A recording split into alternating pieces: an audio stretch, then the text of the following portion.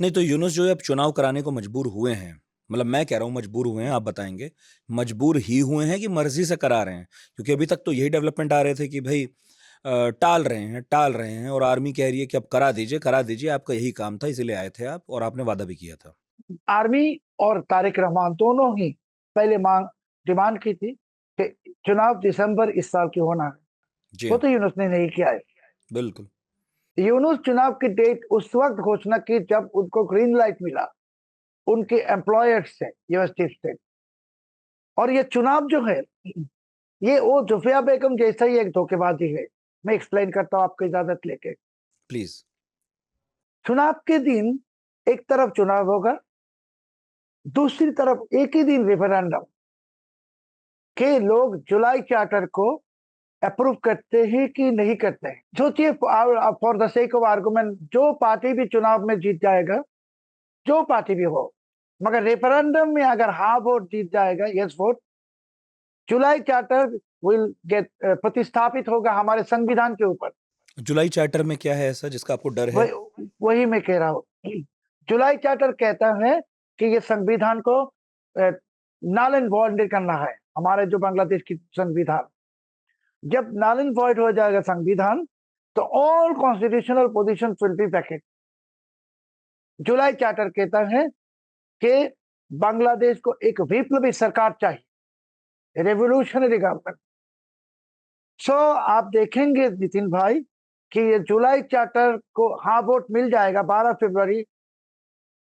उसी दिन यूनुस खुद को सुप्रीम लीडर घोषणा करेगा और सरकार को विप्लवी सरकार, क्रांतिकारी सरकार, रेवोल्यूशनरी गवर्नमेंट।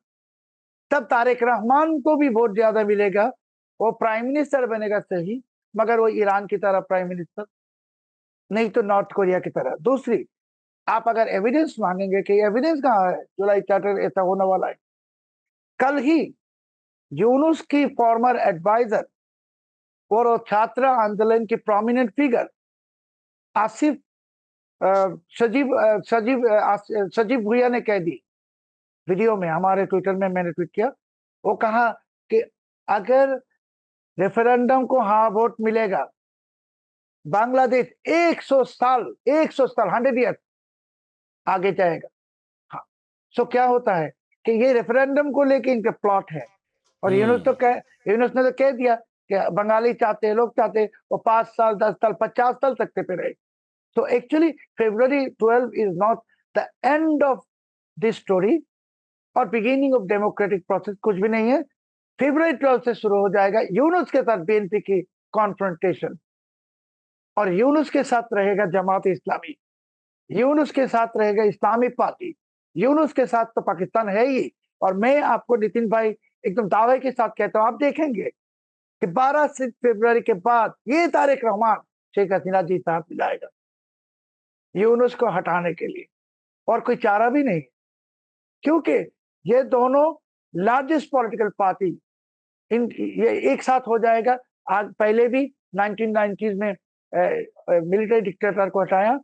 और ये बांग्लादेश की डेमोक्रेसी हसीना जी के लिए, without BNP there is no way. Tarique Rahman के लिए, क्योंकि खालिदा जिया तो अभी इंतकाल हो गई, जी, तारिक रहमान के जिन्हें लिए। नहीं पता उन्हें बता दें, तारिक उनके बेटे हैं। जी। लंदन चले गए थे, अभी लौटे हैं। उनके एक छोटे बेटे भी थे जिनका 2015 में इंतकाल हो गया। 17 साल बाद।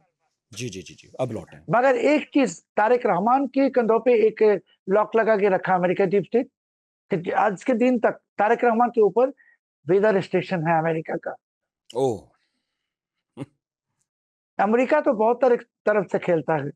आप देखेंगे 12 फरवरी के बाद तारिक रहमान को सड़कों में आना पड़ेगा डेमोक्रेसी के लिए, क्योंकि उसी दिन रेफरेंडम को लेके यूनुस करेगा। मैं देख रहा हूं कि फरवरी में ही एंटी, ये जो रेजिम प्रोटेस्ट रेजिम है, ये सरकार तो नहीं है, तानाशाही है, होने वाला है।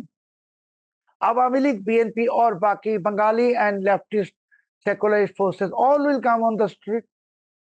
एंड आप कैलकुलेशन को जिस तरीके से भी करने की कोशिश करेंगे नितिन भाई, February is the month of decision. Bangladesh की परिणति क्या है, डिसीजन हो जाएगा फरवरी। वो परिणति है यूनुस की विदाई और बांग्लादेश को फिर से चलने की एक रास्ता। मगर ये जो तख्तापलट हुआ, एक अच्छा हुआ, हसीना जी को एक लेसन मिला कि ऐसा करना नहीं चाहिए, भारत की डेमोक्रेसी जैसे है इसको फॉलो करना चाहिए।